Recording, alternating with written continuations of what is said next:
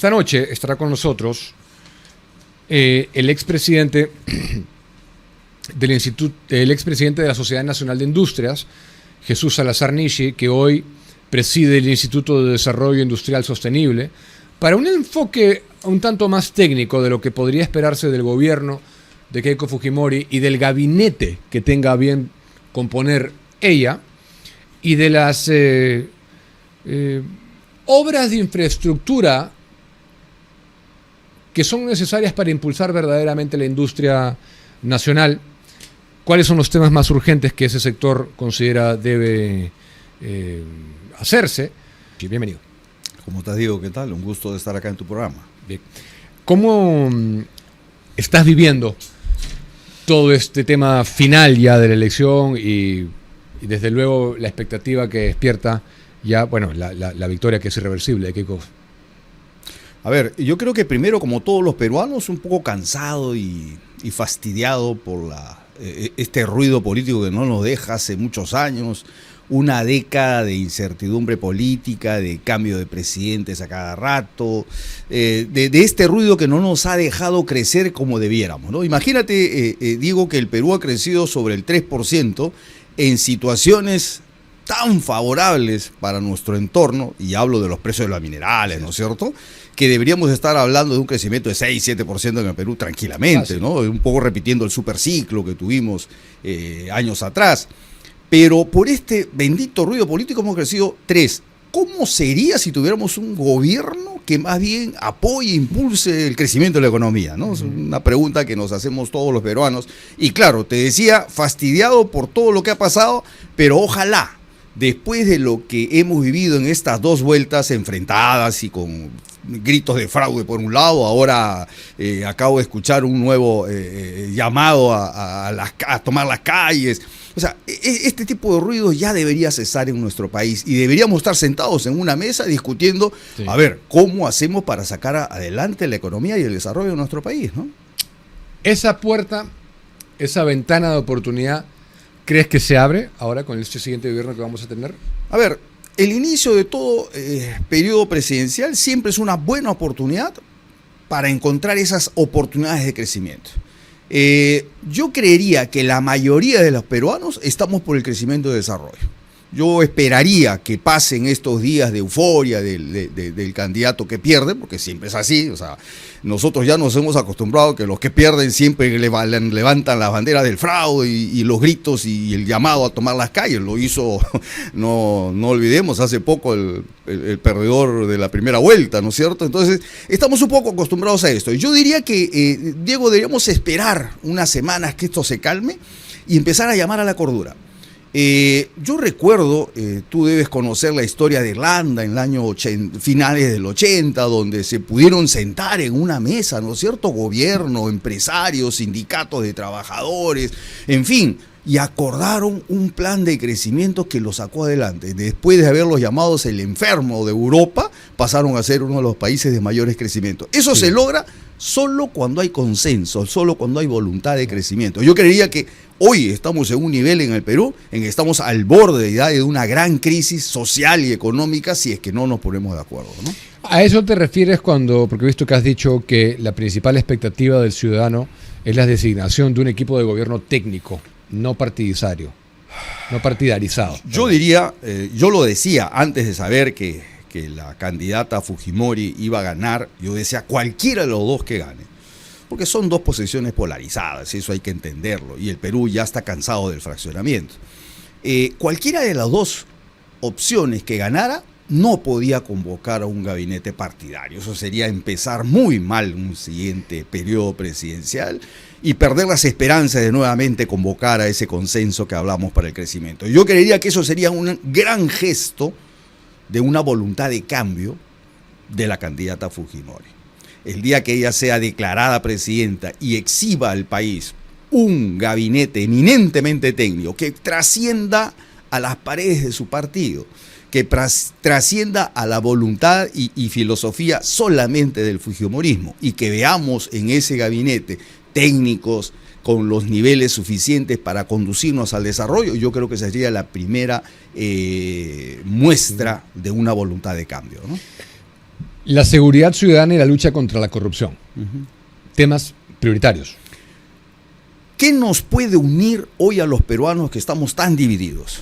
Los grandes problemas nacionales. O sea, yo no creo que el señor Sánchez piense que esté a favor de lo que pasa con la criminalidad o con la corrupción. Yo pensaría que él piensa exactamente igual que todos los peruanos, que hay que hacer una lucha frontal y que también entendemos que la criminalidad y la corrupción van de la mano en nuestro país, ¿no es cierto? Así que aquí no se trata simplemente de tratar de combatir la criminalidad tapando bajo la alfombra los problemas de corrupción que tenemos. Aquí hay que atacarlo frontalmente a ambos lados. Y que además la institucionalidad que necesitamos recuperar en nuestro país nos ayudaría a esa lucha contra la corrupción y contra la criminalidad. Yo creería que esos son unos puntos de inicio en el que cualquier peruano bien nacido debería estar de acuerdo y poner el hombro para salir adelante. Yo diría que ahí empezaríamos el tema de hacia dónde caminamos, ¿no? Uno de los temas que más está sonando porque lo amerita verdaderamente y porque ya es casi una certeza que va a llegar de mediana fuerte escala es el niño. Correcto. ¿Qué consideras que debería hacerse? Yo considero que hace tiempo debíamos haber empezado a hacer. Yo no he visto, creo que tú tampoco, que haya hoy un trabajo ya iniciado serio, tratando de ver de manera técnica, abordar de manera técnica cómo afrontar este nuevo niño que va a ser severo. Y lo dicen todos los estudios, ¿ah? A partir de noviembre ya se va a empezar a sentir esto fuerte y esto va a golpear muchísimo. Acordémonos que el último severo que tuvimos del año 17 golpeó en infraestructura en el Perú, Diego, poco más de 4.000 millones de dólares. Eso fue más o menos el impacto que hubo en cuanto a las obras de infraestructura, más allá de haber caído 0.8% del PBI, ¿no? El Perú, por ejemplo, ya está hablando de que su crecimiento este año, que estaba proyectado al 3,1, ya lo bajó a 2,9. El próximo año, que iba a estar en 3,3, ya está hablando de 3,1, 3. Entonces, ya estamos hablando de que va a haber impacto económico. La pregunta es, más allá de los cálculos económicos de bajar el crecimiento, ¿qué estamos haciendo como país? No tenemos aún una comisión que esté trabajando sobre esto, una comisión multisectorial. Y acuérdate que en el año 17 se creó una comisión de la reconstrucción con cambios, ¿no es cierto? Que esto hasta ahora no se ha visto los beneficios, digamos, 25.000 millones de dólares de soles tuvo esta comisión para poder trabajar sobre la reconstrucción con cambios. Hoy vemos que el niño vuelve a atacar a las mismas personas que viven en los mismos sitios, en las mismas laderas, que podrían ser también perjudicadas con ello. Entonces, otra vez estamos tarde, Diego. Otra vez estamos tarde. Yo creería que necesitamos ya ponernos de acuerdo y empezar a trabajar técnicamente sobre esto. No es un tema político, ¿no es cierto? Y aquí yo hago un llamado a los colegios profesionales, por ejemplo, que son los que deberían estar al costado diciéndonos qué camino seguir, ¿no? Cuando se menciona que el nuevo gobierno impulse procesos de industrialización regional, Sí. ¿A qué te refieres exactamente? Correcto. A ver, primero yo parto de la premisa que no hay país en el mundo que haya llegado al desarrollo, sino a través del desarrollo de su manufactura. O sea, los países que son del primer mundo se industrializaron, fue el vehículo, digamos, de manera más sostenible, el camino más sostenible para llegar al desarrollo. En el Perú, Diego, la producción se concentra en un 60%, la producción industrial se concentra en un 60% en Lima. Y en la mayoría de las regiones no llega, 50% de las regiones no llega en 1% el peso de la manufactura en la economía. El segundo lugar después de Lima, el 60%, si no me equivoco, está Arequipa con 4.7%. Entonces hay mucha brecha en cuanto a desarrollo. ¿Quién no puede estar de acuerdo conmigo? ¿4.7% de qué? De su peso, de su economía, ¿no? O sea del PBI. Exacto, del PBI de la economía, solo 4.7 aporta. ¿Es manufactura? Es manufactura, exacto, ¿no? Entonces, a ver. Impactante, ¿eh? Sí, y hay una correlación directa que lo ha hecho la ONU sobre cómo crecen los países en función a su manufactura y a su índice de desarrollo humano, IDH, ¿no? Hay una correlación directa. Países que tienen más manufactura tienen mejor índice de desarrollo humano. Y un poco para recordar a todos, el índice de desarrollo humano lo que mide es la calidad de vida de las personas. Nosotros hicimos en el Instituto de Desarrollo Industrial Sostenible esa misma correlación a nivel de las regiones y sale exactamente lo mismo, Diego. Regiones que tienen más índice de manufactura son exactamente los que tienen mejor índice de desarrollo humano de sus regiones. Y vas a ver y encontrar que regiones como Huancavelica, que tiene 0.1% de participación de la manufactura en el Perú, tener un índice de desarrollo muy bajo, ¿no? O sea, no hay nada que se transforma en Huancavelica. Es correcto. ¿Por qué la industria es el camino que genera mayor desarrollo y se dice que es la que genera mayor clase media en los países? Porque involucra mayor cantidad de mano de obra calificada y que encadena además un montón de servicios, ¿no? Entonces, si las regiones, más allá de aportarnos solamente con materias primas, trabajaríamos esas materias primas en sus regiones, porque eso es otra de las cosas que conversamos poco los peruanos. ¿Dónde están las ventajas competitivas del Perú? ¿Dónde están las materias primas del Perú? ¿En Lima o en las regiones? Y entonces, ¿por qué las regiones no han logrado desarrollarse, ¿no? No hay capacidades, obviamente faltan un montón de temas colaterales que abordar, como infraestructura, en fin, servicios, pero ahí están las materias primas. Entonces, ¿cuándo el Perú va a tomar la decisión, Diego, de dejar la zona de confort de ser un país primario exportador a ser un país exportador de valor agregado? Yo siempre lo digo de manera, obviamente, de que somos un país que exportamos piedras, ¿no? No suena muy bonito, ya lo sé, pero es la verdad, pues. O sea, necesitamos un país que genere valor agregado. De acuerdo, pero ¿qué tendría que hacer el gobierno para que eso ocurra? Primero decidir. A ver, primero es tomar la decisión. Tomar la decisión de cambiar el modelo exportador peruano, porque no estamos hablando de generar industria, Diego, para que consumamos entre los peruanos lo que produzcamos como industria. Por supuesto que no. Es trabajar para ese mercado global. ¿Qué debemos hacer? Una política industrial que se base en 3 grandes principios. El primero es una política sectorial, desarrollo de política sectorial en el Perú. Y algunos economistas me han criticado, y me han dicho, no, tú estás eligiendo a los nuevos ricos del Perú. No, no se trata de eso, Diego. A ver, yo pregunto, ¿no es cierto que tenemos una política sectorial de minería? ¿No es cierto que tenemos una política sectorial de agroexportación? Sí. Y nos ha ido muy bien. Es materia de polémica. Correcto. Que exista, pero dio buen resultado, ¿no? No sé, la agroexportación pasó de 300.000 a más de 12.000 millones de dólares. O sea, hubo un resultado. ¿Qué pasa si empezamos a tomar políticas sectoriales sobre algunos sectores donde el Perú tiene abundancia de materia prima, donde hay demanda de sus productos, donde hay recursos que se puedan trabajar, como por ejemplo, lanzo ejemplos nada más, no estoy diciendo que hay que hacerlo en esos sectores, pero a ver, pesca y consumo mano directa, 3.100 kilómetros del litoral peruano. Espejos de agua en la sierra, en la selva. Bosques, 72 millones de bosques maderables, de hectáreas, perdón.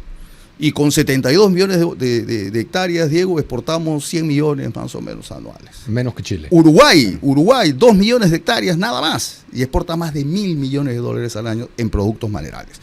Entonces, hay mucho que hacer. Eso es política sectorial. Segundo, enfoque en las regiones. La política industrial de desarrollo sostenible del Perú no puede estar mirando Lima, pues por el amor de Dios. Hay que mirar las regiones. Ahora, por supuesto, eso significa que generar la infraestructura necesaria para que eso se dé, ¿no es cierto? Entonces, foco en las regiones es fundamental, un enfoque territorial. Y por último, el tercero, que es fundamental, es el enfoque de sostenibilidad. ¿Cómo generamos industria que genere valor agregado a través de riqueza económica, pero siendo socialmente inclusivo y ambientalmente responsable? Porque cuando yo te hablo de la industria maderera, no te hablo pues de ir a malograr nuestros bosques de la selva, ¿no es cierto? Te hablo a que una industria maderera responsable ambientalmente genera. Yo diría que esos son los 3 factores en los cuales debería basarse una política. Pero para traducir eso en una puesta en marcha práctica y concreta, ¿no?, que pueda hacer el siguiente gobierno. Eso significa que el gobierno hace o dice que quiero que se vayan a las regiones, voy a dar incentivos tributarios como ocurrió efectivamente con la ley agraria del 2000 y me voy a encargar de hacer infraestructura y quedan convocados los privados, o qué cosa es lo que tiene que hacer. Yo diría que para empezar es una política de largo plazo, ¿eh? Yo creería que más bien por eso es que nunca se ha hecho, porque el Perú ¿Cómo va a llegar el que va a convertir efectivamente la materia prima? ¿Quién va a ser? Correcto. ¿Qué es lo que tiene que hacer el Estado como Estado? Generar las condiciones para que los capitales vengan, ¿no es cierto? Por ejemplo, a ver, ¿qué hizo Costa Rica? Un ejemplo. Costa Rica pasó de exportar bananos, piñas a semiconductores, ¿no es cierto? Y no es que Costa Rica tenga la tecnología para hacerlo, ni tampoco tuvo el capital para hacerlo, pero generó las condiciones, creó una zona económica especial, convocó a los técnicos que son los encargados de traer y captar los capitales, llegó a Costa Rica y hoy son productores de semiconductores. Por ejemplo, ¿qué ha hecho Uruguay? Ha trabajado, tiene la planta de celulosa más grande de la región, no es capital uruguayo, han sido capaces de atraer un capital para ese sector, pero le dieron las condiciones, crearon zonas económicas especiales, desarrollaron infraestructura para ello. Ese es el trabajo del Estado. Yo creo que pasa sobre todo por lo segundo, sí, que es el déficit está cuantificado, es enorme. Y esa era mi siguiente pregunta. ¿Qué obras de infraestructura son las más urgentes, dirías, para realmente poner en marcha como se debe la industria nacional? ¿Cuáles? Pero específicamente, ¿cuáles? A ver, permíteme un pequeño comentario. Yo estuve revisando el Plan Nacional de Infraestructura y, a ver, el 55% de la inversión está en Lima. Entonces, nuevamente, ahí hay un problema serio. No tenemos ese enfoque de desarrollo nacional. Y por eso vemos lo que vemos a nivel de las elecciones y las votaciones y las lecturas de... Yo alguna vez comenté, los políticos no saben o no han aprendido a leer al Perú, ¿no? Porque es justamente eso lo que pasa. Pues me hago un plan de infraestructura donde el 55% de la inversión está en Lima. No quiero decir que Lima no necesita, no quiero decir que no obedece a un plan de desarrollo nacional.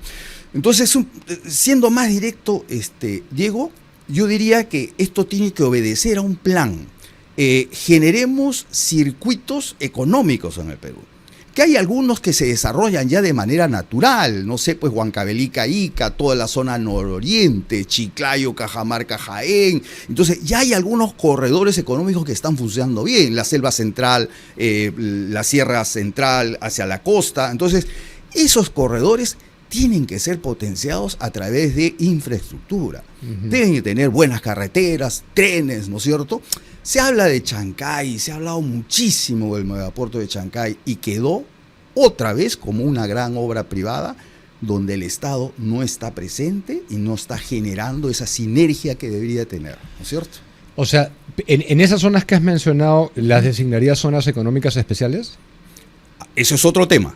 Pero generemos infraestructura. Ahora, ¿dónde se justifica generar una zona económica especial que sea capaz de atraer capital privado para hacer desarrollo industrial?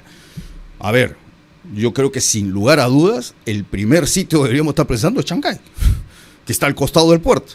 Pero la pregunta es, ok, tienes solamente, si no me equivoco, habían 600 hectáreas, algo así disponibles. No es suficiente para la cantidad de industria que se requiere para un megapuerto como es. Solo China está buscando 1000 hectáreas para una planta de autos eléctricos, por ejemplo, en el Perú, ¿no es cierto? Entonces, busquemos una zona apropiada que tenga al costado la fortaleza del megapuerto y hagamos las rutas de integración. ¿Cómo me uno a Brasil? ¿Cómo me uno a al oriente? ¿Cómo llegamos hasta el megapuerto? Cosas como esas, ¿no? Hace un tiempo, y corrígeme si me equivoco, en una entrevista dijiste que 80 y tantos o 90% del plan de infraestructura nacional era inviable. Algo así, en esos términos. ¿Qué opinas del plan de infraestructura de Fuerza Popular? A ver, yo tengo bastante confianza porque ese plan lo ha hecho nuestro amigo Lucho Carranza. Él tiene un libro publicado, hemos compartido inclusive foros técnicos donde él hablaba de la infraestructura para la producción y yo hablaba de la productividad en el Perú. Así que yo diría, sí obedece, y es más, el plan de Lucho Carranza habla de esos corredores económicos justamente. O sea, yo sí veo con bastante agrado de un plan estructurado que piense en la producción, ¿no es cierto? No podemos seguir dejando en manos de los gobernadores y de los alcaldes que hagan la carretera y los puentes donde quieran o donde más le exijan las poblaciones. Debe obedecer necesariamente un plan productivo nacional. Me gustaría le puedas explicar a la gente por qué no eres fan de la regionalización, por cuál eres un crítico del proceso de regionalización que yo concuerdo. Ha fracasado. Pero en tus palabras, explícale a la gente por qué. A ver, el Perú tuvo un primer intento de regionalización en los años 80, donde éramos menos regiones, macroregiones. No funcionó.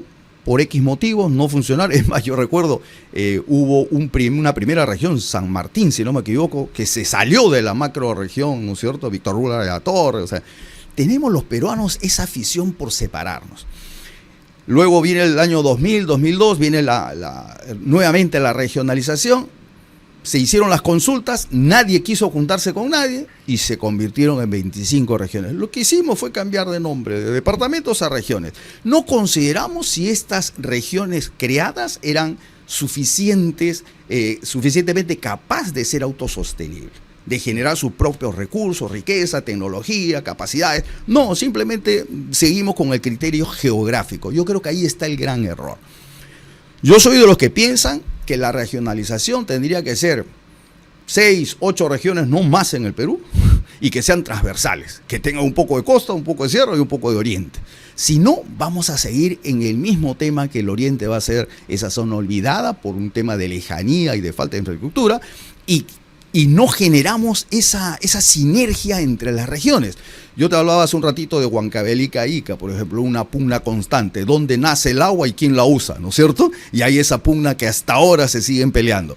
Eso no ocurriría si generaras macroregiones, pero basadas no tanto en su geografía. Por supuesto, hay que buscar la cercanía, pero sobre todo en el corredor económico.